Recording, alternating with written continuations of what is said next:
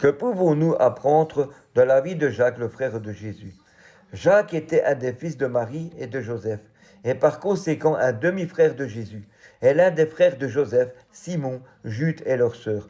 Dans Matthieu chapitre 13, verset 55, il nous est dit, « N'est-il pas le fils du charpentier? N'est-ce pas Marie qui est sa mère? Jacques, Joseph, Simon et Jude ne sont-ils pas ses frères? » Dans les évangiles, Jacques est mentionné plusieurs fois, mais à l'époque, il n'avait pas une bonne compréhension du ministère de Jésus et il n'était pas croyant. Dans Jean chapitre 7, versets 2 à 5, il nous est écrit « Or, la fête juive des tentes était proche. Ses frères lui dirent « Pars d'ici et va en Judée, afin que tes disciples voient aussi ce que tu fais. Personne n'agit en secret s'il cherche à être connu. Puisque tu fais ce genre de choses, montre-toi au monde. » Jacques est devenu l'un des premiers témoins de la résurrection de Jésus. Dans 1 Corinthiens chapitre 15 verset 7, il nous est dit « Ensuite il est apparu à Jacques, puis à tous les apôtres. Il a ensuite été à Jérusalem et formé une partie du groupe de croyants qui prient dans la chambre haute. À partir de ce moment-là, le statut de Jacques au sein de l'Église a commencé à croître.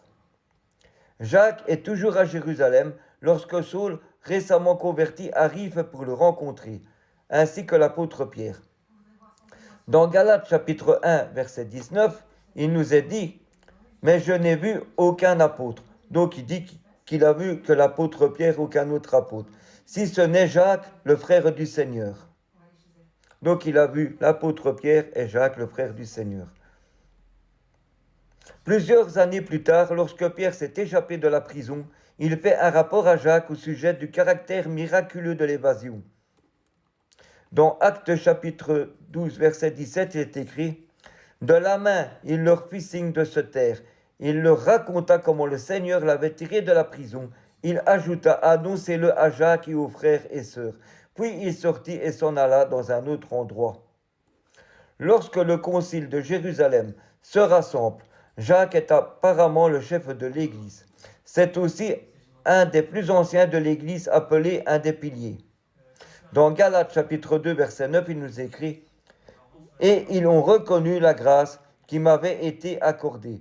Jacques, Céphas et Jean, qui sont considérés comme des piliers, nous ont alors donné la main d'association à Barnabas et à moi, afin que nous allions, nous vers les non-juifs, eux vers les circoncis. » Plus tard, Jacques a de nouveau présidé sur une réunion à Jérusalem, cette fois-ci après le 3e voyage missionnaire de Paul. L'on croit que Jacques a connu le martyre vers 62 après Jésus-Christ, bien qu'il ne soit pas fait mention de sa mort dans la Bible.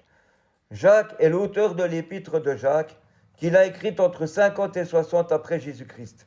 Jacques s'identifie par son nom, mais se décrit seulement comme serviteur de Dieu et du Seigneur Jésus-Christ. Dans Jacques chapitre 1, verset 1, il nous est dit « De la part de Jacques, serviteur de Dieu et du Seigneur Jésus-Christ, aux 12 tribus dispersées, salut. » Son épître aborde davantage l'éthique chrétienne que la théologie. Son thème est l'application de la foi, les signes extérieurs d'une conversion intérieure.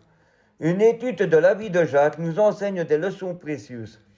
Sa conversion rend témoignage à la puissance écrasante du fait d'être témoin de la résurrection de Jésus. Jacques est passé de sceptique à dirigeant au sein de l'Église par suite de sa rencontre avec le Christ ressuscité. Le discours de Jacques au concile de Jérusalem en Actes chapitre 15, versets 14 à 21, Simon a raconté comment dès le début Dieu est intervenu pour choisir parmi les nations un peuple qui porte son nom. Cela s'accorde avec les paroles des prophètes, puisqu'il est écrit « Après cela je reviendrai, je relèverai de sa chute la tente de David, je réparerai ses ruines et je la redresserai. »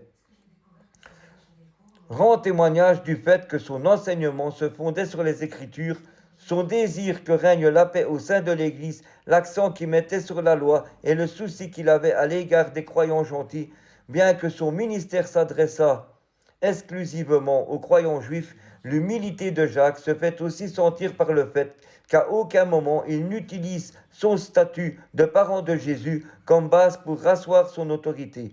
Bien plutôt, Jacques se décrit comme un serviteur de Jésus, rien de plus. En résumé, Jacques fut un dirigeant rempli de grâce à travers qui l'Église a été richement bénie. Amen.